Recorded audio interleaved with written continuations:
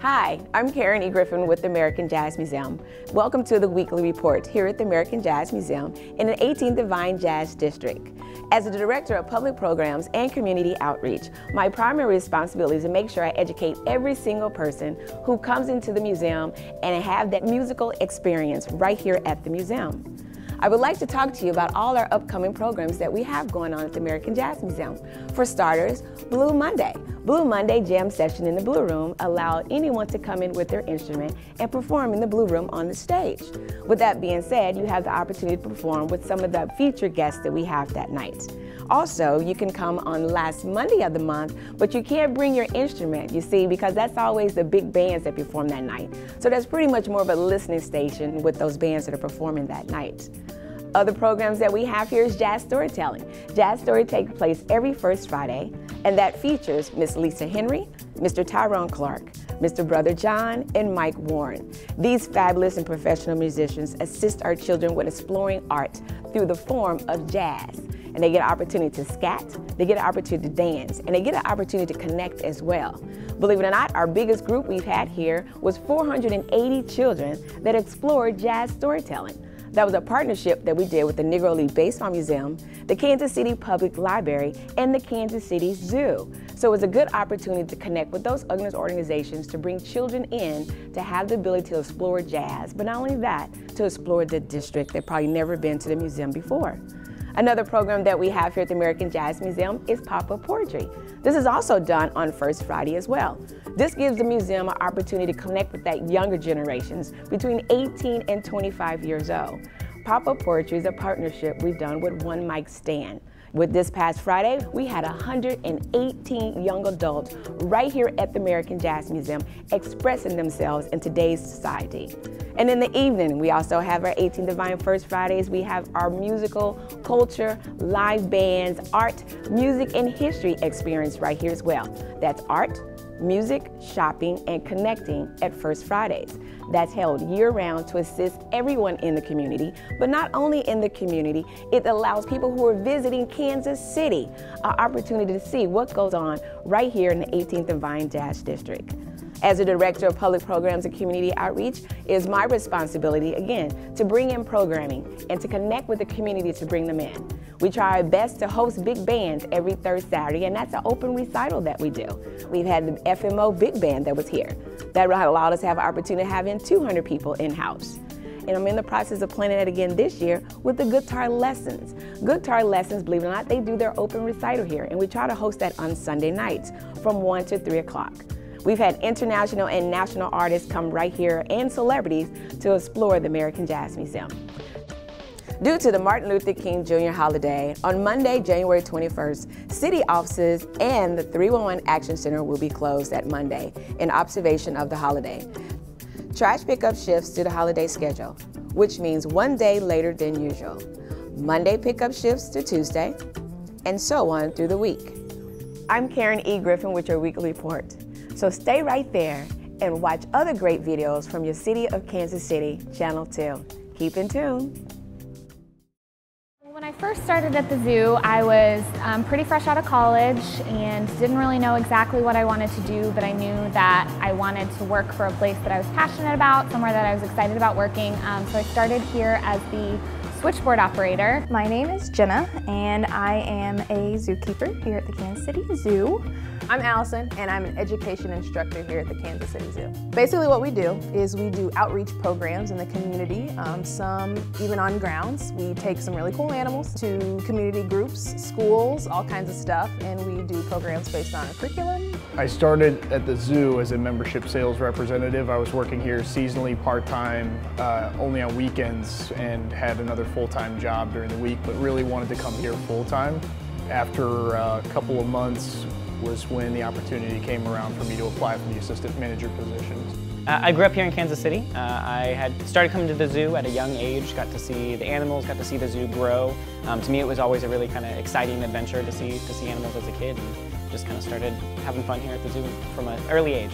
I started my career here when I was a junior in high school. I worked in admissions, so I handed out tickets, I took tickets, I sold memberships, I interacted with the guests a ton and just showed my passion that way. In my job, I get the opportunity to go out and do Zoomobiles, and because of that, I get to spend a lot of time talking about conservation.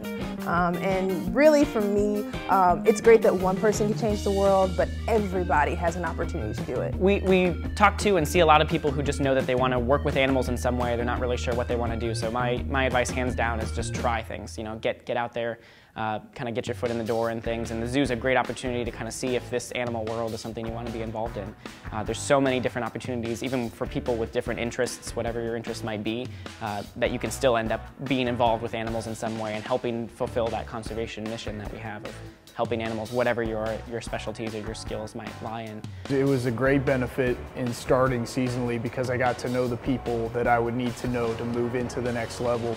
And being able to show that I could do a good job in the capacity I was already working here in really made it easy for those people to give me a great recommendation. It's an amazing opportunity. I always kind of thought it would be a lot of fun to work here, and I mean, I'm talking 2 or 3 jobs back. I was already thinking, you know, maybe I could find a position at the zoo to be able to work at one of my favorite places in Kansas City.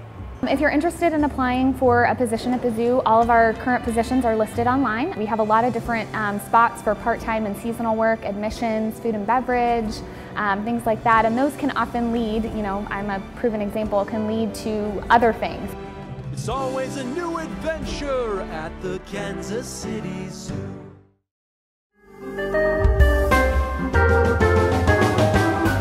The city of Kansas City works hard to keep roads accessible during winter weather. With 6,500 lane miles of roads in the city, we work around the clock to keep streets accessible for citizens during a snow or ice event. The city has 2 snow removal programs. The Arterial and Collector program is a 24-hour program that salts and plows the main thoroughfares around the city, curb to curb, with large dump trucks. The city's residential program clears neighborhood streets during daylight hours using pickups. On residential streets, a single path is cleared down the center of the road and salt is applied to hills and intersections. What can you do to improve safety and accessibility in your own neighborhood during winter weather? Shovel a 10-foot swath at the end of your driveway. When you shovel, shovel across your drive and not into the street. Park on the north and west sides of the street so that plows can access more narrow roads in residential areas. Avoid parking at the end of a steep hill, as plows could lose traction if there is ice present. If your kids are enjoying a snow day, ensure they are not playing or sledding on city streets. Keep sidewalks adjacent to your property clear. If you have an elderly neighbor or a neighbor with a disability, assist them in clearing their sidewalk and driveway. Wait until the next day after the snow ends to call 311 to report slick spots. The city works hard to stay on routes and reach every street on their assigned route before rerouting to address slick spots. Be sure to visit kcmo.gov/snow to stay up to date with the latest. The City of Kansas City is happy to work for you to provide access citywide during winter weather.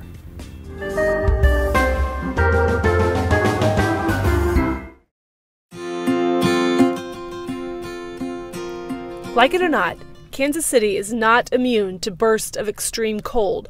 Is your home ready for icy temperatures? Bill White, Utilities Superintendent for KC Water, explains what you need to know. When pipes freeze, the most important thing to know is from the location of your shutoff valve inside your basement. But there are ways to prevent your pipes from freezing in the first place. Disconnect and drain outdoor hoses. Seal off access doors, air vents, and cracks. Leave a pencil lead thin stream of water flowing during freezing weather. Keep kitchen and bathroom cabinet doors open so warm air can circulate. And insulate pipes or faucets in unheated areas. Spray insulation will seal up any cracks, and foam pipe covering for all your pipes that are before and after your water meter. If your pipes do freeze, turn off the shutoff valve, then call KC Water. Crews are available 24 hours a day, 7 days a week. The number is 816-513-1313 or call 311.